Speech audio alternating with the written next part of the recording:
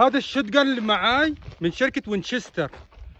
اللي بيعرف هاي شركة أمريكية، بس اللي بيعرف وين تم تصنيع هذا السلاح الشوتجن يكتب لنا في الكومنتس البلد اللي تم تصنيعه فيها. هي أكثر بلد بتصدر أسلحة على أمريكا، فاللي بيعرف يكتب لنا في الكومنتس.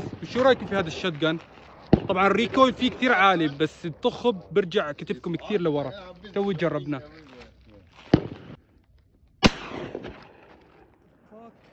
Pull. Yeah. No.